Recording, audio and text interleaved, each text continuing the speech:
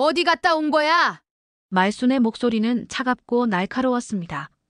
영주가 대답하기도 전에 말순은 소금을 영주에게 뿌리기 시작했어요.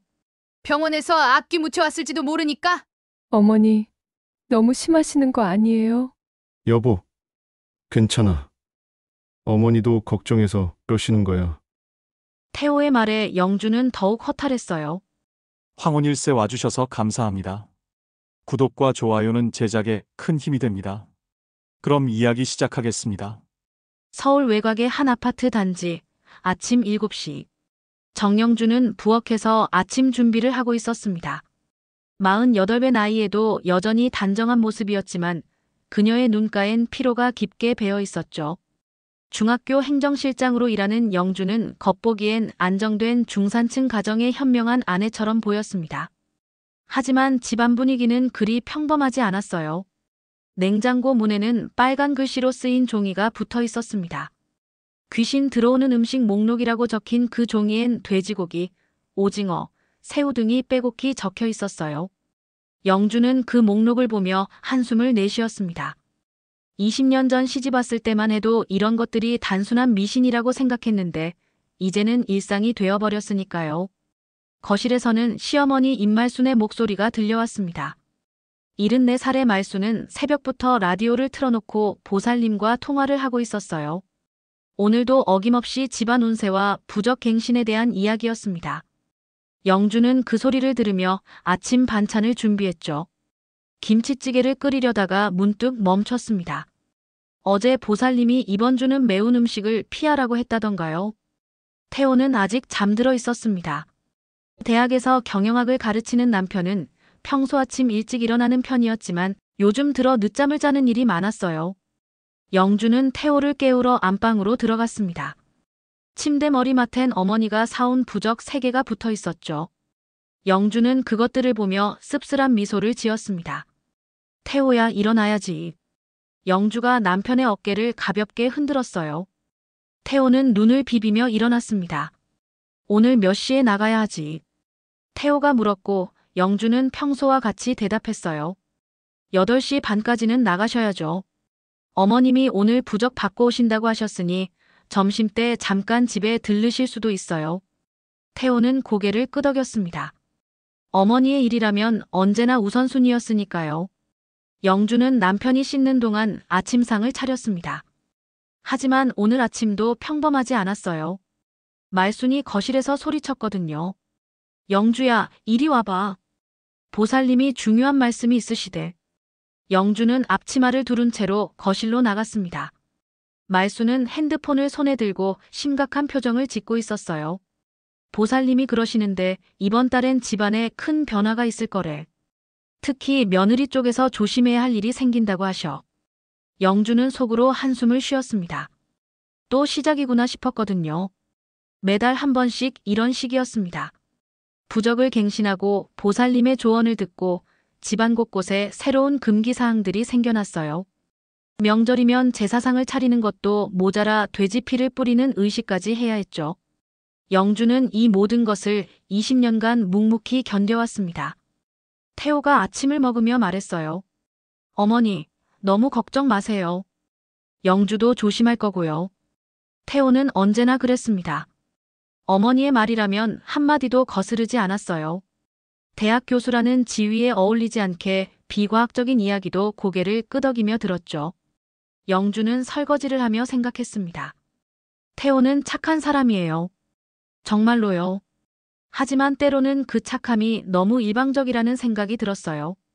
어머니에게만 착하고 보살님 말씀에만 순종적이고 정작 아내인 자신의 말은 언제나 뒷전이었으니까요. 아침을 마친 태호가 출근 준비를 했습니다.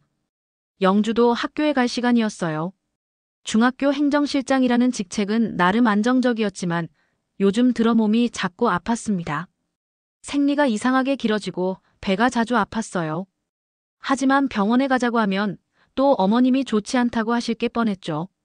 영주는 가방을 챙기며 거울을 보았습니다. 거울 속 자신의 모습이 낯설게 느껴졌어요. 언제부터인가 웃는 일이 줄어들었고 눈빛도 생기를 잃어가고 있었거든요. 하지만 오늘도 평소와 같이 집을 나서야 했습니다. 태호는 착하긴 하니까 언젠간 달라지겠지라고 스스로를 달래면서 말이에요. 하지만 영주의 몸과 마음은 조금씩, 그러나 확실히 부서져가고 있었습니다. 그로부터 며칠 후 영주는 학교 보건실에 앉아 있었습니다. 생리가 이미 2주가 넘도록 계속되고 있었고 아랫배의 통증도 점점 심해지고 있었거든요. 보건교사인 김 선생님이 걱정스러운 표정으로 영주를 바라보고 있었어요. 실장님, 이건 정말 정밀 검사를 받으셔야 할 것 같아요. 김 선생님의 목소리엔 진심 어린 우려가 담겨 있었습니다. 이렇게 오래 지속되는 건 정상이 아니에요. 혹시 자궁 쪽에 문제가 있을 수도 있거든요. 영주는 고개를 끄덕였지만 마음은 복잡했어요. 병원에 가는 것도 집에서는 쉬운 일이 아니었으니까요. 점심시간이 되자 영주는 조심스럽게 집에 전화를 걸었습니다. 어머님, 제가 병원에 좀 가봐야 할 것 같아요. 말순의 대답은 예상했던 그대로였어요. 병원은 왜 가려고 하는데? 몸이 아프면 보살님한테 물어보지. 영주는 참을성 있게 설명했습니다. 생리가 너무 오래 지속돼서요. 검사를 받아봐야 할 것 같아요. 말순은 잠시 침묵하더니 말했어요. 그런 건 원래 나이 들면 그런 거야. 괜히 병원 가서 안 좋은 소리 듣지 말고 이번 주말에 보살님 뵈러 갈 때 같이 가자. 영주는 한숨을 삼켰습니다. 하지만 이번엔 달랐어요. 몸의 신호가 너무 심각했거든요. 결국 영주는 혼자 산부인과를 찾았습니다. 오후 늦은 시간 진료실 문 앞에서 잠시 망설였지만 용기를 냈어요. 의사 선생님은 영주의 상태를 꼼꼼히 진찰했습니다. 초음파 검사와 혈액 검사, 그리고 여러 검사들이 이어졌죠. 일주일 후 영주는 다시 병원을 찾았습니다. 검사 결과를 듣기 위해서였어요. 의사는 심각한 표정으로 영주를 바라보았습니다. 자궁근종이 상당히 큰 상태입니다. 10cm가 넘어요. 이 정도면 빠른 시일 내에 수술을 받으셔야 합니다.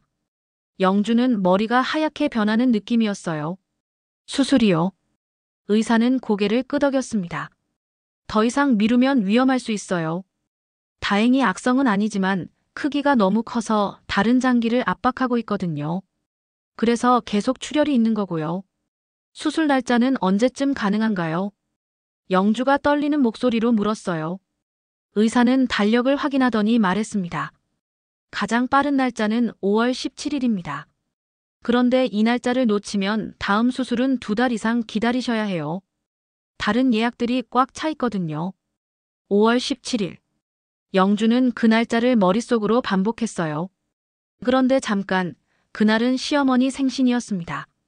말순은 해마다 생신날을 크게 챙기는 분이었어요. 보살님도 오시고 시댁 식구들도 모두 모이는 날이었죠. 집에 돌아온 영주는 저녁 준비를 하면서 고민했습니다. 어떻게 말을 꺼내야 할까요? 태호와 말순이 저녁을 먹고 있을 때 영주는 조심스럽게 입을 열었어요. 어머님, 그리고 여보, 제가 병원에서 검사를 받았는데요. 말순이 젓가락을 내려놓으며 날카롭게 쳐다봤어요. 병원에 갔다고 했지. 뭐라고 하던데? 영주는 목을 가다듬고 말했습니다. 자궁근종이 있대요. 수술을 해야 한다고 하는데 가장 빠른 날이 5월 17일이에요. 순간 식탁이 조용해졌습니다.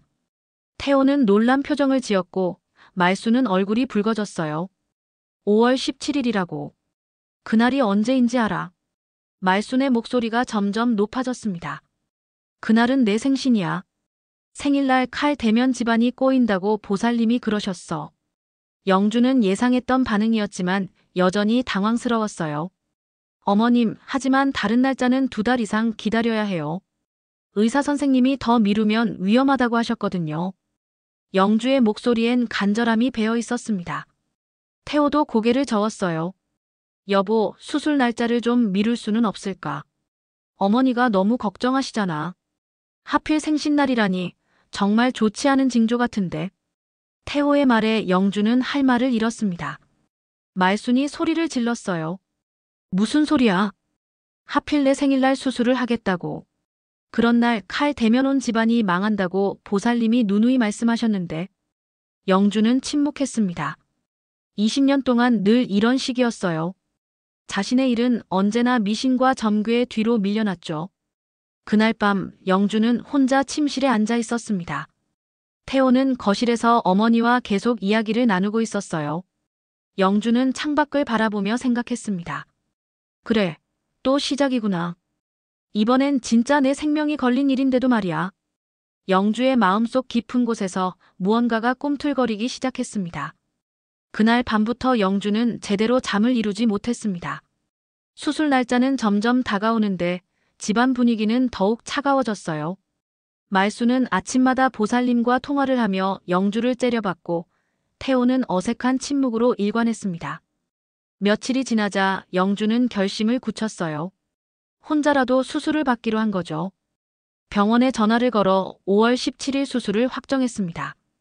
간호사는 보호자가 필요하다고 했지만 영주는 외삼촌에게 부탁하기로 했어요. 수술 전날 밤 집안은 시어머니 생신 준비로 분주했습니다. 말수는 보살님이 오실 준비를 하느라 여념이 없었고 태호는 마트에서 생신상 재료를 사왔어요. 영주는 혼자 조용히 입원 가방을 챙겼습니다. 여보, 내일 정말 수술 받을 거야. 영주가 마지막으로 태호에게 말했어요. 태호는 불편한 표정을 지으며 대답했습니다. 어머니 생신인데 꼭 그날이어야 해. 정말 다른 날은 안 되는 거야. 영주는 더 이상 설명할 힘이 없었어요. 의사 선생님이 미루면 위험하다고 했다고 이미 여러 번 말했는데도 태호는 여전히 어머니 편이었으니까요. 그날 밤 영주는 이상한 꿈을 꾸었습니다. 돌아가신 아버지가 나타났어요. 아버지는 젊었을 때 모습 그대로 영주 앞에 서 있었습니다. 영주야, 이제 너도 살아야지. 계속 그런 집에서 살 수 있겠니? 아버지의 목소리는 따뜻하면서도 단호했어요. 아빠, 저는 어떻게 해야 하죠? 영주가 꿈속에서 물었습니다. 아버지는 영주의 손을 잡으며 말했어요. 내 인생은 내가 사는 거야. 남의 미신에 내 목숨을 맡기면 안 된다. 그 말과 함께 아버지는 사라졌고 영주는 새벽에 깨어났습니다. 새벽 5시, 영주는 조용히 일어났어요. 태호와 말수는 모두 잠들어 있었습니다. 영주는 미리 준비해둔 가방을 들고 현관문을 열었어요. 택시를 불러놨거든요. 아무도 함께 가지 않겠다고 했으니 혼자 갈 수밖에 없었죠. 택시 안에서 영주는 창밖을 바라봤습니다. 서울 새벽 거리는 조용했어요. 이른 아침 출근하는 사람들과 새벽 운동을 나온 사람들이 보였습니다. 평범한 사람들의 평범한 아침이었죠. 영주는 문득 부러웠어요. 저 사람들은 수술 날짜를 정하는데도 점괘를 봐야 하는 걸까요? 병원에 도착한 영주는 입원 수속을 밟았습니다. 간호사가 물었어요. 보호자분은 언제 오시나요? 영주는 잠시 망설이다가 대답했습니다. 외삼촌이 오실 예정이에요. 조금 늦으실 수도 있어요. 사실 외삼촌에게는 아직 연락도 못한 상태였어요. 병실에서 수술복으로 갈아입으며 영주는 휴대폰을 확인했습니다. 집에서는 아무런 연락이 없었어요. 아마 아직 자신이 없어진 걸 모르고 있을 거예요. 생신 준비에만 정신이 없었으니까요. 간호사가 와서 수술 전 주의사항을 설명했습니다. 금식은 잘 지키셨죠? 틀니나 액세서리는 모두 빼주세요. 영주는 고개를 끄덕이며 결혼 반지를 빼려고 했어요. 그런데 반지가 잘 빠지지 않았습니다. 20년 동안 끼고 있던 반지였거든요. 반지를 빼낸 영주는 그것을 한참 바라봤어요. 결혼할 때 태호가 끼워준 반지였습니다. 그때는 정말 행복했었죠. 태호가 자상하고 착한 사람이라고 생각했어요. 하지만 20년이 지난 지금 그 착함이 과연 자신을 위한 것이었는지 의문이 들었습니다. 오전 9시 수술실로 가기 전 영주는 외삼촌에게 전화를 걸었어요. 삼촌, 죄송해요. 갑자기 부탁드릴 일이 있어서요. 외삼촌은 놀라면서도 흔쾌히 와주겠다고 했습니다. 영주야, 무슨 일이야? 왜 혼자 병원에 있는 거야? 외삼촌의 걱정 어린 목소리를 듣자 영주는 눈물이 나올 것 같았어요. 수술실 앞에서 휠체어를 타고 기다리는 동안 영주는 휴대폰을 확인했습니다. 그때 태호에게서 문자가 왔어요. 보살님이 말씀하시길 오늘은 흉살일이래. 점괘가 나왔어. 꼭 조심하고 무사히 돌아와. 영주는 그 문자를 보며 허탈한 웃음이 나왔습니다. 수술실 앞에서 남편은 점괘를 뽑고 있었어요. 아내가 생명을 걸고 수술대에 오를 때 그는 보살님과 흉살일에 대해 걱정하고 있었던 거죠. 영주는 휴대폰을 꺼두었습니다. 더 이상 그런 메시지를 받고 싶지 않았어요. 마취과 의사가 와서 마지막 확인을 했습니다. 가족분은 어디 계세요? 영주는 조용히 대답했어요. 조금 있으면 오실 거예요. 사실 외삼촌도 아직 도착하지 않은 상태였지만 영주는 상관없었습니다. 이제는 혼자라도 괜찮다는 생각이 들었거든요. 수술실 문이 열리고 의료진들이 영주를 맞이했습니다. 영주는 마지막으로 천장을 바라보며 생각했어요. 아빠 말씀이 맞았어요. 이제는 제가 살아볼게요. 남의 미신에 제 목숨을 맡기지 않을 거예요. 마취가 시작되고 영주의 의식이 흐려져 갔습니다. 5시간이 지나고 영주는 회복실에서 깨어났습니다. 의식이 조금씩 돌아오면서 가장 먼저 든 생각은 수술이 끝났다는 안도감이었어요. 간호사가 다가와서 상태를 확인했습니다. 수술 잘 되셨어요. 조금만 더 안정되면 병실로 올라가실 수 있어요. 영주는 희미한 의식 속에서 고개를 돌려 복도를 바라봤어요. 혹시 태호나 말순이 와 있을까 하는 기대가 있었거든요. 하지만 복도는 텅 비어 있었습니다. 다른 수술 환자 가족들은 모두 밖에서 기다리고 있는데 자신만 홀로 있는 현실이 새삼스럽게 다가왔어요. 외삼촌이 급히 달려왔습니다. 영주야, 괜찮아. 미안하다, 늦어서. 외삼촌의 목소리엔 진심 어린 걱정이 담겨 있었어요. 영주는 겨우 미소를 지으며 말했습니다. 삼촌, 와주셔서 고마워요. 혼자서도 괜찮다고 생각했는데 이렇게 와주시니까 마음이 든든해요. 의사가 와서 수술 결과를 설명했습니다. 다행히 모든 게 순조롭게 끝났어요. 근종을 깔끔하게 제거했고 다른 부분은 모두 정상이었습니다. 이틀 정도 입원하시면 퇴원하실 수 있어요. 영주는 안도의 한숨을 내쉬었어요. 병실로 옮겨진 영주는 침대에 누워 천장을 바라봤습니다. 마취에서 깨어나니 몸은 아팠지만 마음은 이상하게 가벼웠어요. 20년 만에 처음으로 자신을 위한 결정을 내린 것 같았거든요. 외삼촌이 옆에서 물을 떠다주며 말했어요. 태호는 왜 안 왔어? 오늘이 어머니 생신이라서 못 온 거야. 영주는 쓴웃음을 지었습니다. 맞아요. 오늘이 어머님 생신이에요. 그래서 저 혼자 온 거예요. 외삼촌은 믿을 수 없다는 표정을 지었어요. 아내가 수술받는 날인데 생신이 더 중요하다고. 이게 말이 되나? 영주는 외삼촌을 말렸습니다. 괜찮아요. 이제 익숙해졌어요. 그날 밤 영주는 병실에서 혼자 시간을 보냈어요. 외삼촌은 집에 가라고 했지만 끝까지 남아있겠다고 했거든요. 영주는 창밖을 바라보며 생각했습니다. 집에서는 지금쯤 생신잔치가 한창일 거예요. 보살님도 오셨을 테고 시댁 식구들도 모였을 거고요. 휴대폰에는 몇 개의 메시지가 와 있었어요. 태호에게서 온 것이었습니다. 수술 잘 됐어. 어머니 생신이 끝나면 병원에 갈게. 영주는 그 메시지를 보며 허탈했어요. 여전히 우선순위가 명확했거든요. 아내의 수술보다 어머니의 생신이 먼저였죠. 이틀 후 퇴원하는 날, 영주는 혼자 택시를 타고 집으로 향했습니다. 외삼촌이 같이 가겠다고 했지만 괜찮다고 했어요. 이제는 혼자서도 충분히 할 수 있을 것 같았거든요. 택시 안에서 영주는 집에 도착했을 때 어떤 일이 벌어질지 예상할 수 있었어요. 집 앞에 도착한 영주는 천천히 계단을 올라갔습니다. 수술 부위가 아직 아팠지만 참을만 했어요. 현관문을 열고 들어서는 순간 말순이 부엌에서 뛰어나왔습니다. 손에는 굵은 소금이 담긴 그릇을 들고 있었어요. 어디 갔다 온 거야? 말순의 목소리는 차갑고 날카로웠습니다. 영주가 대답하기도 전에 말순은 소금을 영주에게 뿌리기 시작했어요. 병원에서 악기 묻혀왔을지도 모르니까. 머리부터 발끝까지 하얗게 소금을 뿌렸습니다. 영주는 아무 말도 할 수 없었어요. 수술을 마치고 돌아온 며느리를 맞이하는 방식이 소금 세례였다니요. 사실 말순도 평범한 사람은 아니었습니다. 20년 전 어린 딸을 병으로 잃고 난 뒤 그녀는 세상을 불신하게 되었고 그 허전함을 점집과 미신으로 채우기 시작했죠. 악기가 붙어있다는 말에 너무 쉽게 기대버렸고 그날 이후 말수는 사람이 아닌 기운을 먼저 보는 사람이 되어버렸습니다. 태호는 거실에서 나와 말했어요. 어머니, 너무 심하시는 거 아니에요. 하지만 말순을 말리지는 않았어요. 그저 보고만 있을 뿐이었죠. 여보, 괜찮아. 어머니도 걱정해서 그러시는 거야. 태호의 말에 영주는 더욱 허탈했어요. 20년 동안 늘 이런 식이었거든요. 어머니의 행동이 아무리 이상해도 이해하라고 참으라고 했어요. 그날 밤 영주는 침실에 누워 천장을 바라봤습니다. 수술 부위는 쓰라렸지만 그보다 마음이 더 아팠어요. 20년 동안 이런 집에서 살아왔다는 사실이 새삼 실감났거든요.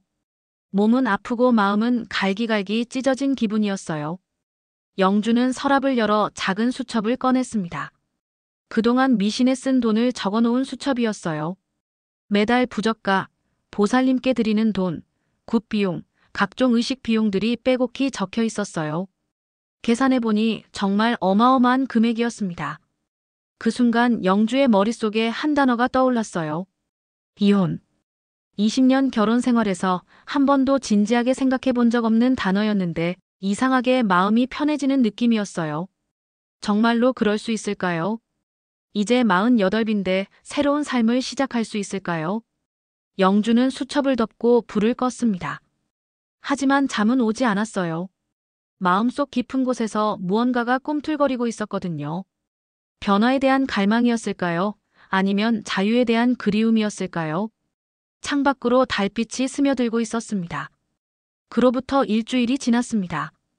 영주는 수술 부위가 아직 완전히 회복되지 않았지만 학교에 복귀했어요. 동료들은 모두 걱정 어린 표정으로 영주를 맞이했습니다. 실장님, 괜찮으세요? 혼자 수술 받으셨다면서요? 영주는 괜찮다고 웃으며 넘겼지만 속으로는 복잡한 심정이었어요.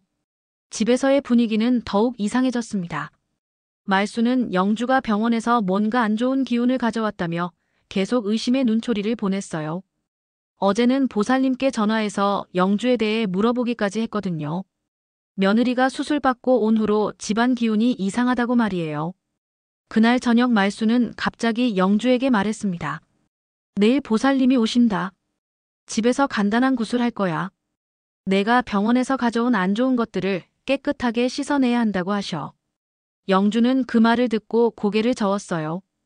어머님, 저는 그런 거 하고 싶지 않아요. 말수는 깜짝 놀란 표정을 지었습니다. 뭐라고? 하고 싶지 않다고. 영주는 침착하게 말했어요. 저는 국 같은 건 믿지 않아요. 20년 동안 해왔지만 달라진 게 하나도 없었거든요. 이제는 그만하고 싶어요. 태호가 거실에서 나와 말했어요. 여보, 무슨 소리야? 어머니가 우리를 위해서 하시는 건데. 영주는 태호를 똑바로 바라보며 말했습니다. 우리를 위해서요. 정말 우리를 위한 거였나요? 아니면 어머님 마음의 안정을 위한 거였나요? 분위기가 급격히 차가워졌어요. 말수는 얼굴이 붉어지며 소리를 질렀습니다. 이 여자가 진짜 미쳤구나. 수술받고 와서 완전히 딴 사람이 됐어. 분명히 병원에서 뭔가 잘못된 걸 가져온 거야. 영주는 더 이상 참을 수 없었어요. 그 순간 영주는 결심했습니다. 시댁 가족들을 모두 불러 모아야겠다고 말이에요. 어머님, 내일 시댁 식구들 다 불러주세요.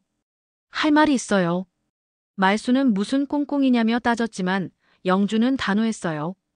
꼭 필요한 이야기예요. 다음 날 저녁 시댁 식구들이 모두 모였습니다. 시누이들과 시아주버니, 그리고 태호의 사촌들까지 왔어요. 모두들 뭔 일인지 궁금해하며 자리에 앉았습니다. 말수는 불안한 표정으로 영주를 바라봤어요. 영주는 차분히 입을 열었습니다. 오늘 여러분께 말씀드리고 싶은 게 있어요. 20년 동안 제가 이 집에서 어떻게 살아왔는지에 대해서요. 시누이 중 하나가 비웃으며 말했어요. 언니가 뭔 불만이 있다고 우리를 다 불러 모은 거야. 영주는 미리 준비해온 서류들을 꺼냈습니다. 20년 동안 제가 미신에 쓴 돈 내역이에요. 매달 부적과 보살님께 드린 돈, 굿비용, 각종 의식 비용들을 다 정리했어요. 모든 사람들이 그 서류를 보며 놀란 표정을 지었어요. 총 금액이 2억 원이 넘어요. 영주의 말에 모두가 숨을 멈췄습니다. 다 제 돈이었어요.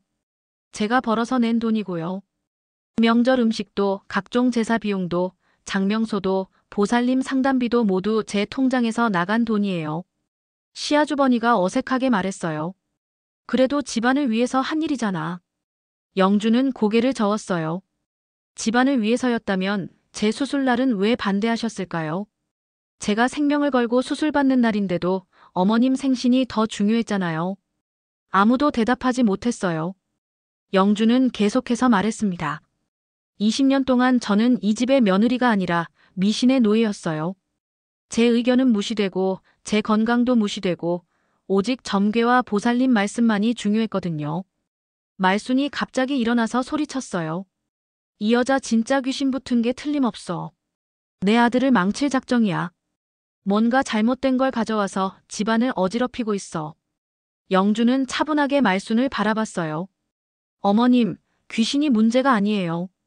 문제는 살아있는 사람들이 서로를 얼마나 존중하느냐거든요.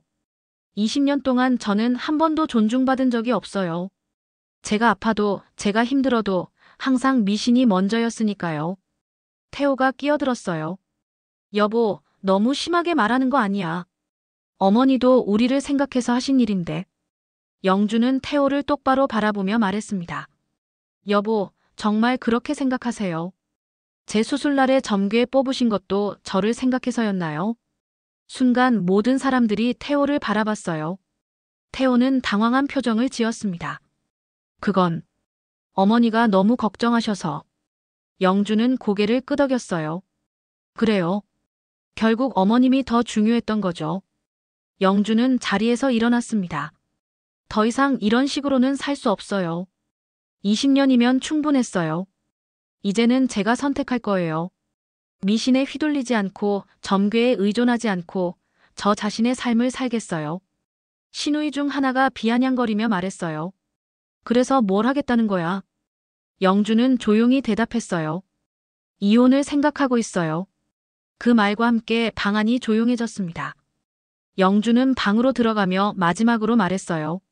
내일부터 변호사와 상담받을 예정이에요. 그날 밤부터 집안 분위기는 완전히 얼어붙었습니다. 영주가 이혼을 언급한 후 시댁 식구들은 모두 경악했고 태호는 말을 잃었어요. 말수는 밤새도록 보살님과 통화를 하며 이 상황을 어떻게 해결할지 의논했습니다. 다음 날 아침 영주는 평소와 같이 출근 준비를 했어요. 하지만 태호는 식탁에 앉아 어둠침침한 표정을 지으며 말했습니다. 여보, 어제 한 말 진심이야. 정말 이혼을 생각하고 있는 거야. 영주는 커피를 마시며 고개를 끄덕였어요. 네, 진심이에요. 태호는 당황한 표정을 지었습니다. 20년을 함께 살았는데 갑자기 왜 이러는 거야? 우리 사이에 그렇게 큰 문제가 있었나? 영주는 씁쓸한 미소를 지었어요. 문제가 없었다고 생각하세요. 정말로요. 학교에 도착한 영주는 곧바로 인터넷으로 이혼 전문 변호사를 찾아봤습니다. 여러 법무법인을 검색하다가 한 곳을 선택했어요. 상담 예약을 잡고 나니 마음이 한결 가벼워졌습니다. 드디어 첫걸음을 내딛는 기분이었거든요. 점심시간에 동료 선생님이 물었어요. 실장님, 요즘 뭔가 달라 보이세요? 더 당당해 보인다고 할까요? 영주는 웃으며 대답했습니다. 그런가요? 아마 수술받고 나서 많은 걸 깨달았나 봐요. 인생이 짧다는 것도 그렇고요. 그날 오후 영주는 변호사 사무실을 찾았습니다. 중년의 여성 변호사가 영주를 맞이했어요. 김 변호사는 영주의 이야기를 차분히 들었습니다. 20년간의 결혼 생활, 시어머니의 미신 강요, 경제적 착취, 그리고 수술날의 일까지 모든 것을 털어놨어요. 이런 경우에는 증거가 중요해요. 김 변호사가 말했습니다. 미신 강요나 경제적 착취를 입증할 수 있는 자료들이 있으신가요? 영주는 미리 준비해온 서류들을 꺼냈어요. 20년간의 가계부 미신 관련 지출 내역, 그리고 몇 개의 녹음 파일까지 있었거든요. 김 변호사는 자료들을 훑어보며 고개를 끄덕였어요. 상당히 체계적으로 정리되어 있네요. 이 정도면 충분히 승산이 있을 것 같아요. 특히 배우자의 치료 거부 부분은 상당히 중요한 증거가 될 수 있어요. 영주는 용기를 내어 물었습니다. 그런데 제가 48이에요. 이 나이에 혼자 살 수 있을까요? 김 변호사는 따뜻한 미소를 지었어요. 의외로 중년 여성들의 이혼 후 삶의 만족도가 높다는 통계가 있어요. 특히 경제적으로 독립적인 분들은 더욱 그렇죠. 집에 돌아온 영주는 서재에서 이혼 소장 준비를 시작했습니다. 변호사가 준 양식에 하나하나 기입하며 지난 20년을 되돌아봤어요. 결혼 초기에는 정말 행복했었죠. 태호도 자상했고 시어머니도 그저 까다로운 정도로만 생각했거든요. 하지만 시간이 지나면서 점점 심해졌어요. 처음에는 작은 미신들이었는데 나중에는 삶의 모든 것이 점괘와 보살님 말씀에 따라 결정되었죠. 영주는 펜을 들고 혼인관계 파탄 사유를 적기 시작했습니다. 그때 태호가 서재로 들어왔어요. 뭐 하고 있는 거야? 태호는 영주가 적고 있는 서류를 보고 얼굴이 하얘졌습니다. 설마 정말로 이혼 소장을 쓰고 있는 거야? 영주는 고개를 끄덕였어요. 네, 내일 법원에 접수할 예정이에요. 태호는 의자에 주저앉으며 말했어요. 여보, 다시 생각해봐. 우리가 이혼까지 해야 할 이유가 있나? 어머니 일로 좀 힘들었을 수는 있지만 그래도 가족이잖아. 영주는 펜을 내려놓고 태호를 바라봤습니다.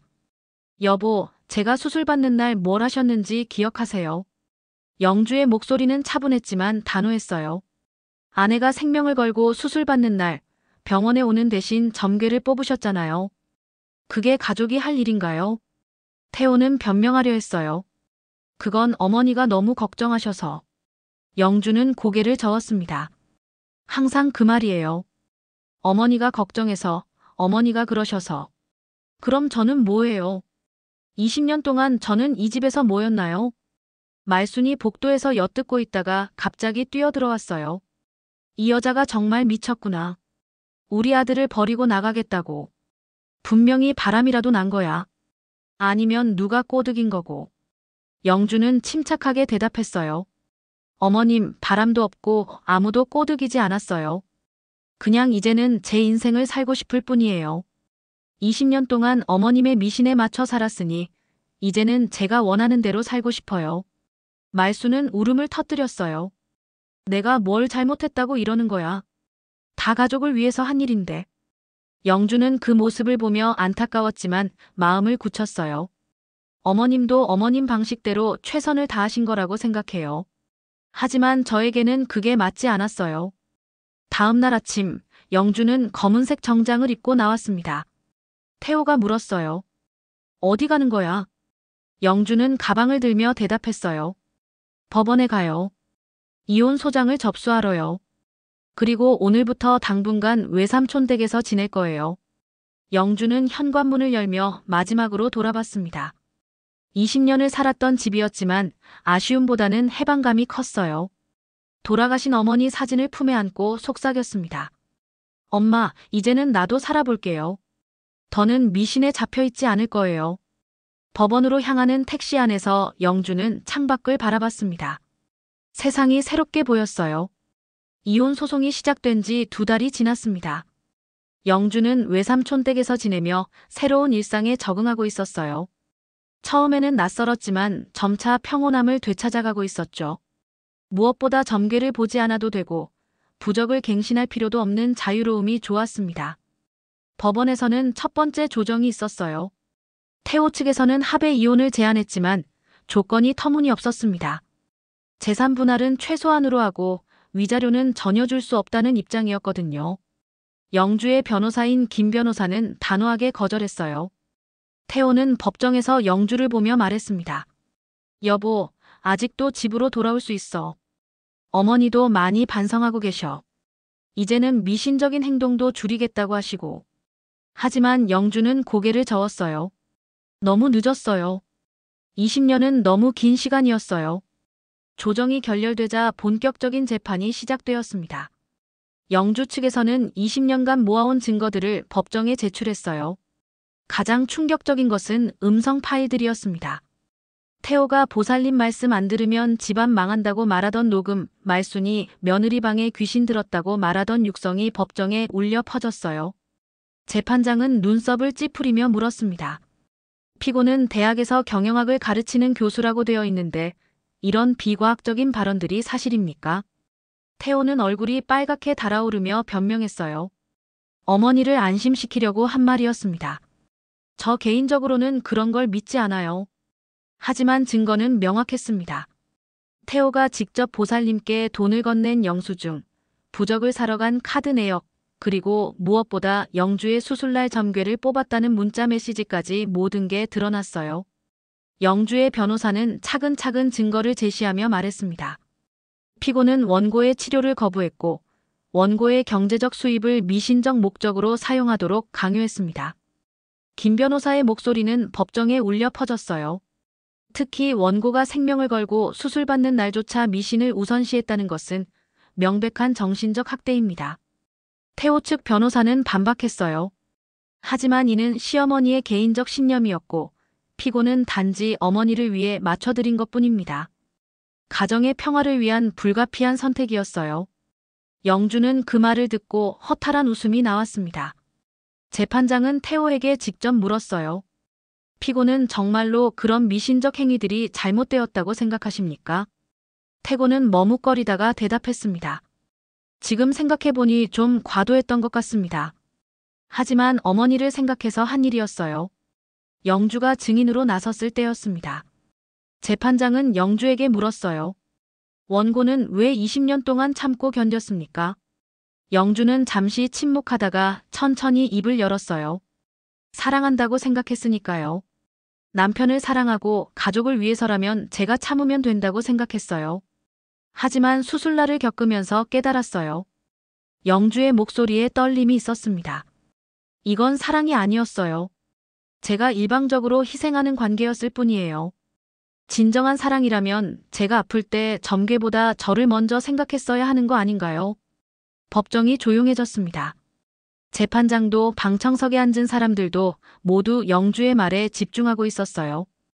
영주는 계속해서 말했습니다. 20년 동안 저는 점괘에 맞춰 살았어요. 제 의견은 중요하지 않았고 제 건강도 중요하지 않았어요. 오직 보살님 말씀만이 진리였죠. 태호는 고개를 숙이고 있었어요. 변명할 말이 없었거든요. 모든 증거가 명확했고 영주의 증언은 진실 그 자체였으니까요. 말수는 방청석에서 울고 있었지만 이제 와서 눈물로 모든 것을 되돌릴 수는 없었어요. 마지막 변론에서 영주의 변호사는 이렇게 말했습니다.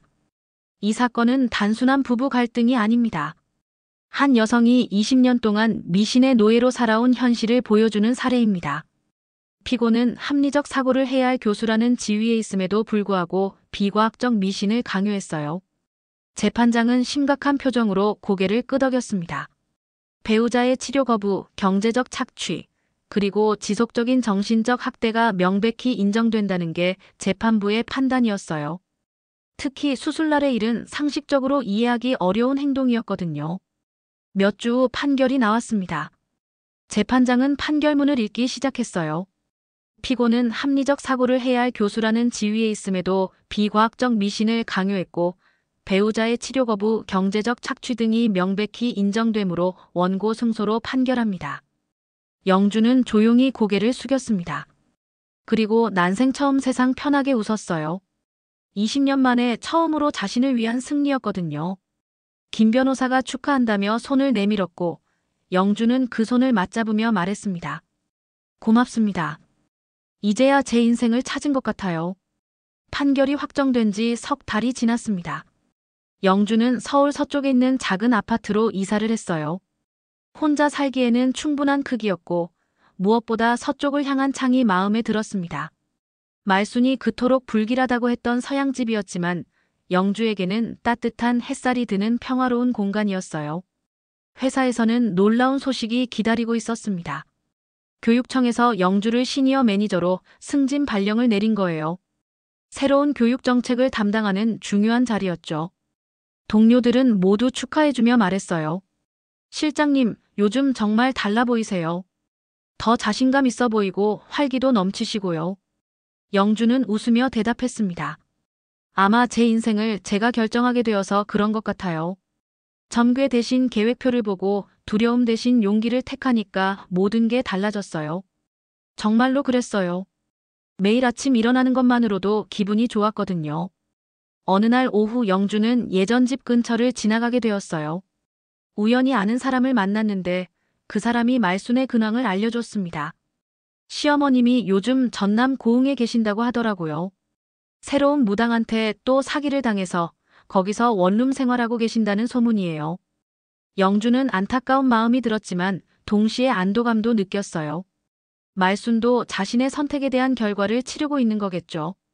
평생 미신에 의존해서 살다 보니 결국 또 다른 미신에 속게 된 거예요.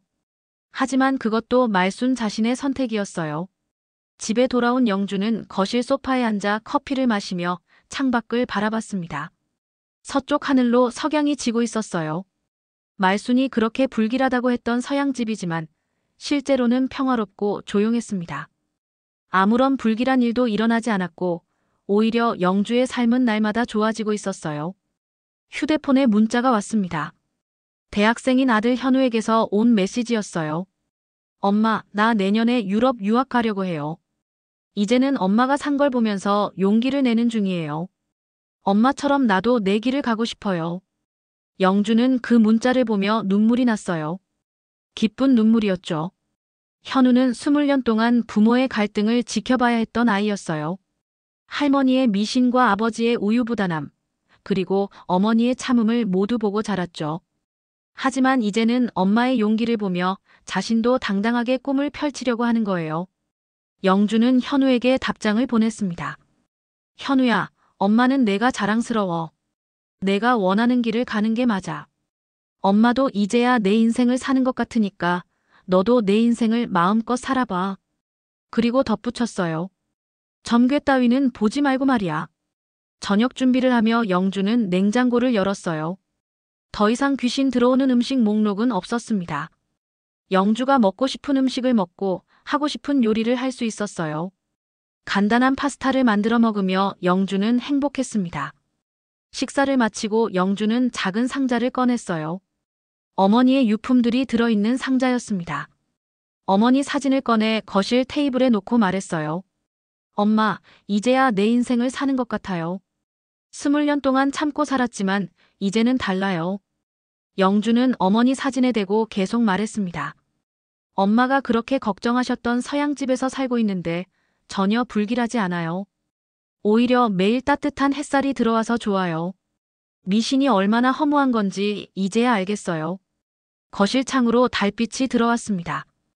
영주는 창가에 서서 밤하늘을 바라봤어요. 별들이 반짝이고 있었죠. 예전에는 별자리도 운세와 연결해서 생각했는데 이제는 그냥 아름다운 밤하늘로만 보였어요. 휴대폰에 또 다른 메시지가 왔습니다. 외삼촌에게서였어요. 영주야, 잘 지내고 있지? 삼촌이 보기에 너는 지금이 가장 행복해 보인다. 그동안 얼마나 힘들었을지 이제야 알겠구나. 영주는 따뜻한 마음으로 답장을 보냈습니다. 다음 날 아침, 영주는 일찍 일어나 운동을 나갔어요. 아파트 단지를 천천히 걸으며 새벽 공기를 마셨습니다. 조깅하는 사람들, 산책하는 노인분들, 출근 준비하는 사람들을 보며 영주는 생각했어요. 모든 사람이 각자의 삶을 살아가고 있구나. 회사에 도착한 영주는 새로운 프로젝트 계획서를 작성하기 시작했어요.